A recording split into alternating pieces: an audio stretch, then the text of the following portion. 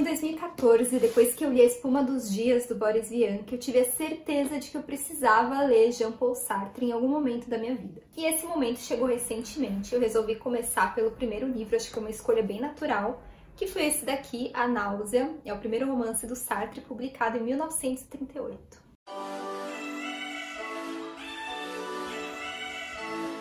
Já vou começar esse vídeo pedindo para vocês darem aquele like e se inscrever aqui no canal para a gente continuar conversando sobre livros. E aqui eu vou fazer um parênteses rápido porque hoje eu tô vestida a caráter. Essa camiseta é da Poems e ela traz a capa original da Náusea em francês, publicada pela Gallimard.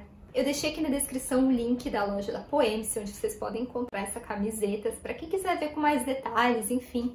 Até porque a coleção deles de capas de livros é a minha preferida, eu acho simplesmente genial e com certeza acho que vocês podem gostar também.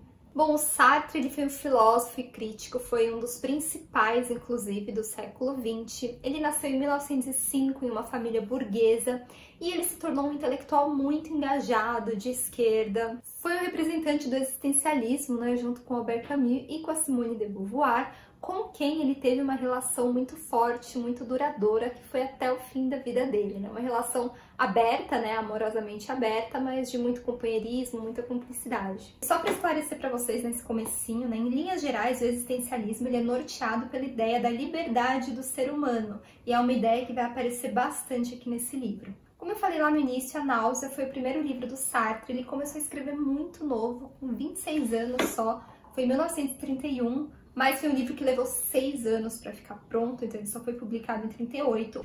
E esse livro pega realmente esse período entre guerras. A gente acompanha o protagonista, que é o Antoine Rouquentin. Ele é um historiador, assim, na casa dos 30 anos. Há 3 anos ele mora na cidadezinha de Bouville, porque ele está fazendo uma pesquisa e está escrevendo um livro em torno do Marquês de Rolibon, que foi uma figura um pouco peculiar ali do século XVIII. Essa história toda se passa em 1932 e uma coisa interessante é que o livro ele é todo em formato de diário, mas é como se esse diário tivesse sido encontrado tempos depois por alguns editores e publicado. O Antoine ele é um cara que ele vive de renda, né? Então ele não tem problemas financeiros, ele não precisa trabalhar, então ele pode se dedicar integralmente a essa pesquisa, ao livro que ele está escrevendo. E é nesse contexto, né, que ele de repente se dá conta da falta de sentido da vida e da falta de sentido de tudo ao redor dele, da sociedade decadente. E aí surge a náusea, né, que é um mal-estar físico, um mal-estar psicológico, e é em torno dessa náusea que vão orbitar os questionamentos do Antoine em relação à vida, em relação à existência. E conforme a gente acompanha essa melancolia, essa angústia crescente do Antoine, a gente também passa a saber algumas coisas mais sobre ele, né? Por exemplo, que ele vive numa espécie de tédio, ele chega a invejar o sofrimento alheio. Outra coisa também é que ele acha que a vida dele carece de aventuras, sabe? Mesmo ele sendo um cara muito viajado, uma pessoa estudada, enfim, ele acha que não viveu aventuras suficientes na vida dele, ou mesmo que ele não viveu nenhuma. As aventuras não são como nos livros, né? Como se as aventuras dos livros fossem muito mais grandiosas, coloridas. E junto com tudo isso vem a sensação de perda do passado, de ausência de uma memória do passado, uma história mesmo. Só que na cabeça do Antoine ele acha que a narração pode mudar tudo isso, né? Porque narrando a própria vida, né? Então você colocando lá começos, meios e fins, as coisas, você tem essa sensação de viver aventuras, né? De viver momentos importantes e não só situações jogadas ao acaso, sem muito sentido. Que a gente percebe que a vida do Antoine é uma vida de relações superficiais e muito vazias.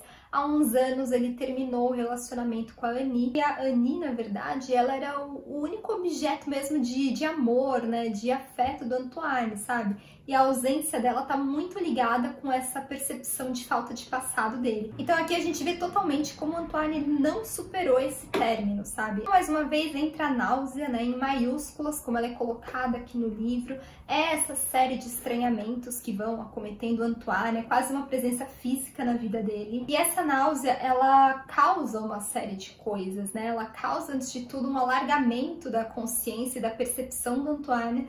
Ele passa a enxergar a vida de uma forma muito diferente. A náusea também causa a descoberta da existência, né? Tanto a existência dele mesmo, como a das outras pessoas, inclusive a dos objetos, e todas essas existências são existências sem sentido algum. Tudo que existe está lá de forma gratuita, está sobrando, como se tivesse mesmo largado ao acaso, largado à contingência. Em certo momento, Antoine reflete aqui que as pessoas, elas então vivem inventando sentidos para a própria existência, sabe? Para poder se conceder o direito de existir. Elas vão se inventando como seres indispensáveis para alguma coisa, né? Então, ou seja, normalmente para as funções que elas exercem, né? Para o trabalho, enfim. Quando a realidade não é bem assim, né? E na verdade elas fazem isso para fugir do vazio. Essa questão da memória, né? De ter um passado, também tem um papel na atribuição de sentido, né, para a existência, porque é aquela coisa de você saber de onde você vem, de saber para onde você vai,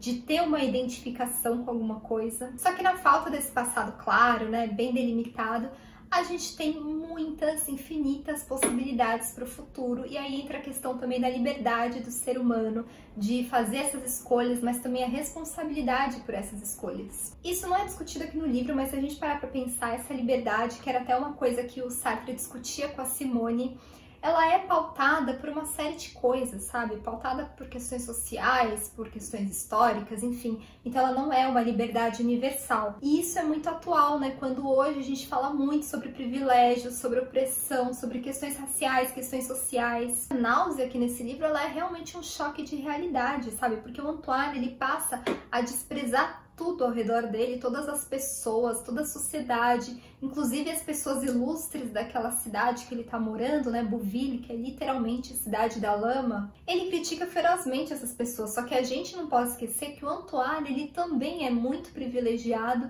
ele também é alienado, ele também vive dentro de uma bolha, ele só tá começando a sair dela. Uma outra coisa bem interessante aqui é que o Antoine, ele critica muito ferozmente o humanismo que vem na figura do personagem autodidata. Então é um personagem muito caricato, um intelectual de discurso, na verdade, sabe? E esse deboche em torno dele vem tanto do apelido como também da forma como ele adquire conhecimento, né? Ele vai pegando os livros na biblioteca e lendo em ordem alfabética sem nenhum outro critério, como se para ele fosse só importante acumular conhecimentos. Esse personagem, ele tem um desfecho muito interessante, porque é um desfecho que amarra toda essa crítica que o Antoine faz. E essa crítica ao humanismo, ela vem por quê, né? Porque para o Antoine, todo esse discurso de humanismo é muito inocente, muito generalista. Então, nesse ponto, cabe a cada um dos indivíduos concretizar esses valores nas próprias ações, no próprio mundo, na própria vida, sabe? Não simplesmente pregar essa questão de valores universais humanistas. Bom, então, no meio de todo esse estranhamento, desses mal-estares, dessas críticas ao humanismo e, sei lá, desse desprezo à sociedade, ao mundo ao redor dele, o Antoine tem uma revelação aqui, e acaba sendo também uma revelação para quem tá lendo. E essa revelação é que a arte, né, e mais especificamente a música da Ella Fitzgerald aqui no livro, ela pode minimizar os efeitos da náusea. Isso abre pra gente uma janela de reflexão muito rica, porque a gente pode entender que a arte, ela é doadora de sentido para a existência, mas a arte também pode ser o refúgio de uma vida vazia e sem sentido. E aqui eu vou inserir uma visão mais pessoal, que honestamente eu não sei se tá certa, entre aspas, sabe? Se é isso mesmo que o livro quer passar pra gente, mas foi isso que eu senti e entendi com toda essa questão da arte. É esse questionamento, né? Por que o refúgio na arte? E a arte, se a gente parar pra pensar, ela é uma narrativa, né? Ela é uma narrativa com começo, meio e fim, que é uma coisa que justamente falta na vida do Antoine. Então essa questão da aventura, tudo isso a arte pode trazer para ele. A arte é a narrativa do outro, né, que pode muito bem caber para o Antoine, e a partir disso ele pode dar sentido para a existência dele, ele pode se identificar. Mas existe aí um grande perigo, né, porque a arte ela não pode ser só isso, né, só um refúgio, porque a narrativa alheia, que nem sempre é real e sempre vem embelezada e romantizada demais, ela é impossível de ser alcançada no cotidiano daquele que vê na arte um refúgio, uma saída. E isso, muito mais que a salvação, acaba sendo um gerador de melancolia, um gerador de frustração. Você pode ouvir várias vezes o disco de jazz, mas você não pode viver com esse disco tocando em loop. Então, em vez de refúgio, a arte pode ser muito mais uma inspiração, né? Alguma coisa para nortear esse indivíduo. É uma inspiração para realmente aceitar e enxergar a beleza da imprevisibilidade da vida, a imprevisibilidade das relações, porque no fim é isso, né? Querendo ou não, a vida segue imprevisível, cheia de possibilidades, nem todas elas boas, nem todas elas ruins. Nesse sentido, eu enxergo a náusea como sendo muito necessária, tanto para atribuir sentido à vida, como também para o comprometimento com novos projetos, para embarcar em aventuras que sejam reais e também para construir narrativas pessoais, né? Ou seja, narrativas menos idealizadas. A náusea tem um grande poder de transformação, né? Através do mal-estar, através da inquietação mesmo, né? Ela tem o poder de tirar o indivíduo da passividade. Só que uma coisa é certa, né? Quando a gente pensa nessa percepção ampliada da realidade, ela não tem mais volta, né? Simplesmente. Quando você tem a náusea, você não pode simplesmente dester a náusea. Então, nesse sentido, a náusea ela não tem cura, mas ela pode e deve ser ressignificada.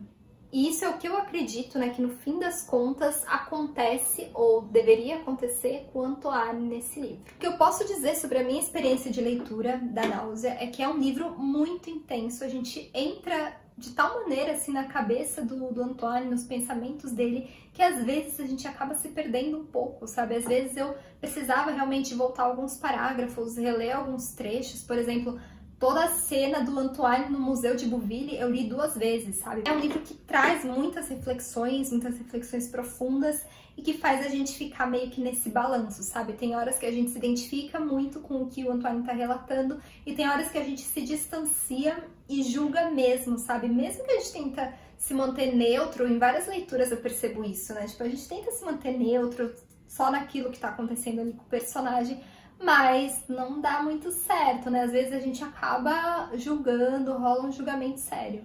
E o mais importante, esse é um livro que a gente lê e que imediatamente a gente tem a certeza que em algum outro momento da vida a gente vai reler isso daqui. Em diferentes fases da vida ele pode ter outros significados, né? Significados mais profundos. Enfim, eu não vou esconder que a náusea me fez pensar bastante nesse livro aqui, Estação Atocha, do Ben Lerner, mais especificamente em relação aos protagonistas, né? Porque aqui a gente tem o Antoine, é um cara que questiona a existência própria aí das coisas, é um cara que vê na narração a possibilidade de ter a sensação de viver aventuras, e aqui a gente tem o Adam, né? Que é um cara que questiona a veracidade de todas as coisas, inclusive a dele próprio, ele se acha uma fraude, e ele questiona a veracidade da linguagem também, né? Porque comparando a linguagem com a experiência, para ele, a linguagem nunca vai estar à altura dos acontecimentos. Ambos querem vivenciar alguma coisa, sabe? Viver uma grande aventura, ou então realizar alguma coisa grandiosa, seja para ser lembrado, ou então para dar sentido à própria vida. E entrando um pouquinho no lado polêmico da coisa, ambos são alienados, ambos são muito privilegiados na vida que eles levam, e talvez seja a não compreensão desses privilégios que leva eles a não encontrarem um sentido para a existência, para as coisas que eles vivem. Os dois são anti-heróis, não são nada cativantes, mas por isso mesmo são muito reais. Então eu acho que, muito provavelmente, quem gostou de um livro vai gostar do outro e vice-versa. Essa foi então a minha primeira leitura de Jean-Paul Sartre, as minhas impressões sobre a náusea, e eu queria saber o que vocês acharam, se vocês já leram esse livro, se vocês têm vontade. Eu confesso que eu tinha um pouquinho de medo antes, sabe? Porque pra mim era tipo, uau, vou ler Sartre, ai meu Deus, se eu não entender nada e se eu não gostar. Mas eu gostei bastante desse livro, eu recomendo muito pra vocês. Mas já aviso a vocês que é um livro que não tem grandes acontecimentos, né? Não tem um monte de coisa acontecendo ali o tempo todo, porque o que acontece de mais grandioso, de mais importante, tá realmente no interior do protagonista. É isso então, gente. Não esquece de se inscrever aqui no canal e de voltar toda semana para novos vídeos. Um beijão e a gente se vê!